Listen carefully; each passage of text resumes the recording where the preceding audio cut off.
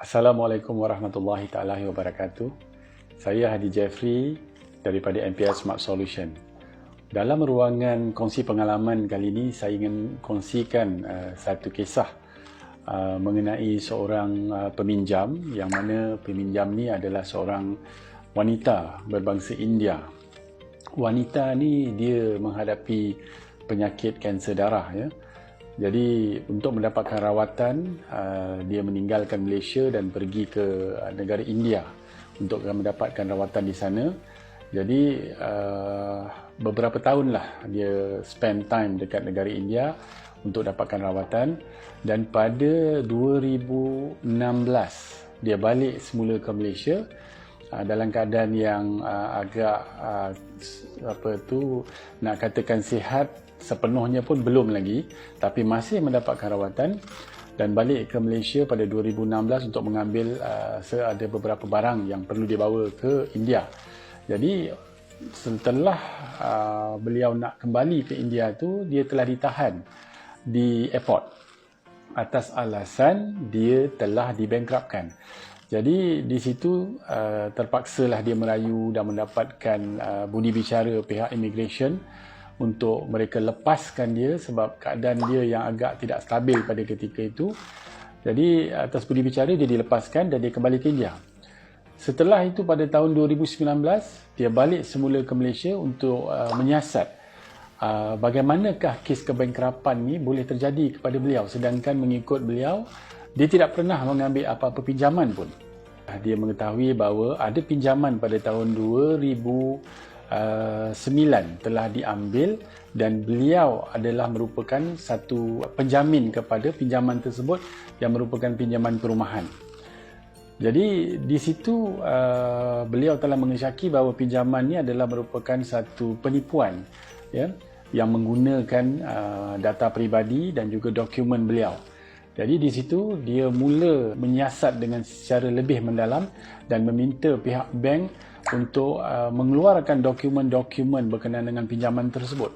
Tapi malangnya dokumen yang ditunjukkan kepada beliau hanyalah dokumen photostat saja, ya, salinan saja, di mana dokumen yang asal tidak ditunjukkan. Jadi berdasarkan pada itu, dia semestinya tidak berasa puas hati dan dia mendesak pihak bank untuk menunjukkan dokumen-dokumen yang original. Jadi apa yang terjadi selepas pada itu, pihak bank sepatutnya menyiasat dengan lebih terperinci, tapi apa yang berlaku, pihak bank kemudian menawarkan beliau untuk menyelesaikan hutang tersebut dengan membayar RM10,000. Jadi itu bukan apa yang beliau nak, sebab beliau tidak membuat apa-apa pinjaman pun. Bagaimana dia nak membayar? Jadi di situ dia merasakan bahawa ketidakadilan telah berlaku, penipuan dan ketidakadilan. Jadi apa yang dia lakukan selepas pada itu ialah dia membuat satu report polis dan melaporkan juga kepada pihak insolvensi yang bahawa dia akan meneruskan siasatan. Jadi alhamdulillah satu ketika itu dia telah diketemukan dengan saya. Jadi apa yang saya lakukan ialah mendengar cerita beliau secara terperinci, dan daripada cerita yang dilaporkan kepada saya, memang saya mengesyaki bahawa memang ada penipuan, dan dokumen tu memang kita mengesyaki juga adalah merupakan dokumen-dokumen yang dipalsukan. Jadi kami tidak membuang masa. Apa yang kita lakukan ialah kita dokumenkan laporan mereka itu dengan report polis yang ada. Kita pun pergi ke pejabat bank yang di mana mengatakan yang pinjaman dilakukan di situ. Jadi kita mendesak, ya, kita telah pergi bersama wanita tu dan kita mendesak pihak bank untuk menunjukkan dokumen-dokumen original bagi kita menyiasat. Jadi memang benar pihak bank gagal untuk menunjukkan dokumen yang original, tapi yang ditunjukkan cuma salinan saja. Dan dari situ kita melihat bahawa tanda tangan yang ada pada dokumen-dokumen berikut bukannya tanda tangan beliau. Ya, dan beliau mengesahkan itu adalah bukan tanda tangan beliau. Jadi bila mendapat kenyataan seperti itu, apa yang kita lakukan ialah kita mendesak pihak bank untuk melakukan siasatan melalui KEMIS. Ya, sebab kita mesti menentukan siapa tanda tangan yang sebenar ni. Memandangkan wanita tersebut menafikan itu adalah tanda tangan beliau. Dan bila kita melihat tanda tangan beliau, memang secara terang-terangan menunjukkan bahawa ini tidak sama. Ya, dan kita pun tidak berpuas hatilah apabila dokumen-dokumen original tak dapat dipamerkan kepada kami. Jadi di situ setelah berpuas hati ya dengan apa yang ditunjukkan oleh pihak bank, kita dah berpuas hati, kita membuat satu konklusi bahawa memang benar ada penipuan telah berlaku, penganiayaan telah berlaku.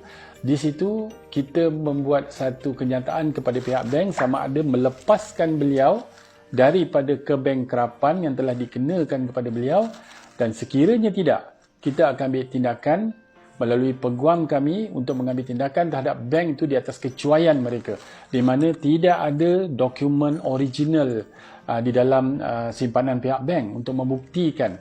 Ya.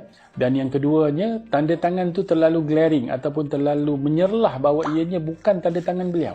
Dan bila kita mencabar pihak bank untuk proceed dengan siasatan kemis, maka pada ketika itu kita nampak bahawa pihak bank pun agak reluctant ataupun agak keberatan untuk melakukannya. Ya. Jadi di situ yang ketiganya, beliau telah diiniaya sehingga kan telah dibankruptkan, berada dalam status bankrupt untuk beberapa tahun, sedangkan pinjaman tersebut tidak dilakukan oleh beliau sama sekali. Jadi di situ kita mendesak pihak bank untuk melepaskan beliau, di mana pihak bank akhirnya tidak ada pilihan lain lah.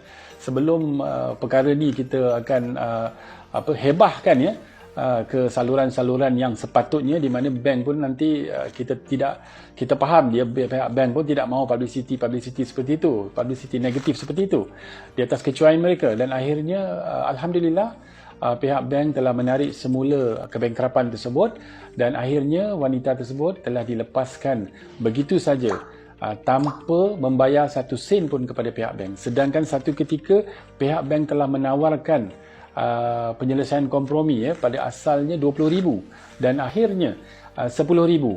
Bayangkan ya, kalau wanita tersebut terpaksa membayar 10,000 for nothing saja, sedangkan damage tu bukan beliau yang melakukannya ya. Jadi syukur alhamdulillah kes ni dapat ditutup, dapat diselesaikan, dan beliau pun dapat kembali ke India untuk meneruskan rawatan yang diperlukan.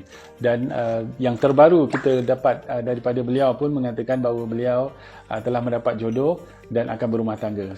Syukur alhamdulillah, kita pun merasa gembiralah ya, dapat melepaskan seorang yang tidak sepatutnya bankrupt. Jadi di sini kita nak kongsikan cerita ni, sekiranya anda kalau ada menghadapi cerita-cerita yang seakan-akan sama dengan seperti ini dan memerlukan hikmat kita untuk membongkar kebenarannya, sila datang berjumpa dengan saya ya. Saya di MPS Smart Solution, handphone number saya 019-2295-354. Haji Jeffrey. Terima kasih. Assalamualaikum warahmatullahi taala wabarakatuh.